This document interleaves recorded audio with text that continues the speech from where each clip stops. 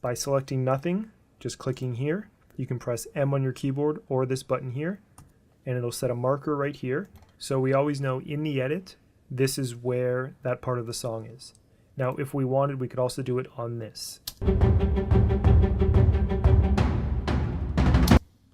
We could also do it right here by selecting it and pressing M.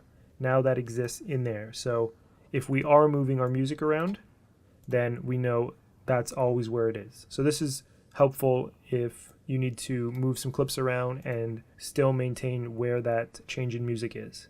For our purposes, because we aren't going to be moving this audio clip further down the timeline, we can just reference this.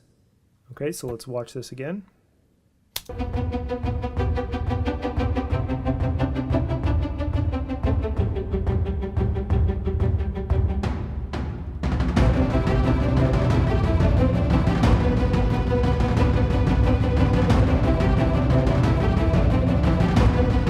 Okay, so in my opinion, I think at this point, the edit should start speeding up and the cuts should be a lot more frequent. So what we can do is throughout the edit, we can just make other markers while listening quickly.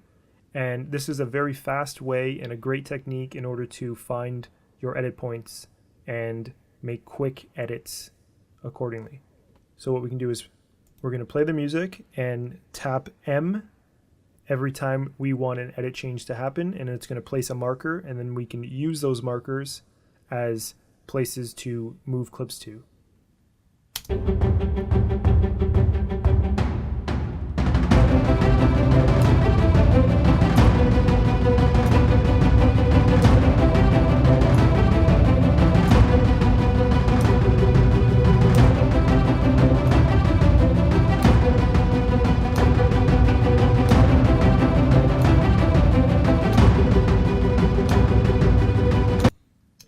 Okay, so that brings us to the end of the song. Now, I am a drummer, so I find it pretty easy to press M at the right spot. If that doesn't work for you, you can always just nudge the clips over a little bit, select different parts, and move them as you need to try to find the edit points. But if you are able to do that, then this is a really great time saver. So now we have our markers set up. We can zoom in, and without even watching our edit, we can actually, as simple as this, just click this, and you'll see the white spot that shows up right here. That means that this is snapped to place. And the reason it snaps to place is because we have the snap tool enabled right now, and that is enabled by pressing S. So if we press S, it turns it off. And if we press S again, it turns it on. We can also click it on and off. Because the snap tool is on, if we click and drag here, it'll snap to that spot. You can kind of see it snapping to the line here. It also snaps to the marker in here. Okay. So what we can do is, this is the leftover from this clip, so we can delete that. This is our next clip. So what we can do is take this and bring it right there. So it snaps to that. Then now we have this part, so we can either trim it to that part, and it'll snap right in place. And then we just keep doing that until we have all our edit points. So there's that. We'll bring that all the way to there.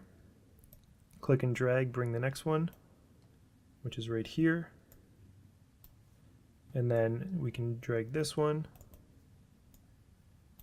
Make sure it's lined up. Drag this one. Okay, and just like I said before, you can select this area, the empty spot, if you have clips after it. Press delete and it'll just bring them all over. So that's also a faster way to do it. Click that. Delete. Click that. Just to make sure. Delete. And there's our last one. Now we don't have enough clips right now to fill the rest of the song. So what we can do instead is we'll have 1, 2, 3, 4 clips that are shorter, and then we'll have these ones a little longer. So what we can do is, let's make this one 2 markers long, and we'll do this one as well, 2 markers long, 2 markers long, 2 markers long, 2 markers long, and our last one to the end. Okay, so now that we've filled our edit and our edit points match our markers, I can tell you without even watching it that this will look pretty good because we've picked the best parts of the clips and we've edited them to markers without even watching it. Now, the only thing that we can change is the clip order, and that obviously depends on watching it and making creative decisions. So for our purposes, this is fine. So let's have a look at this. We'll watch it from right here.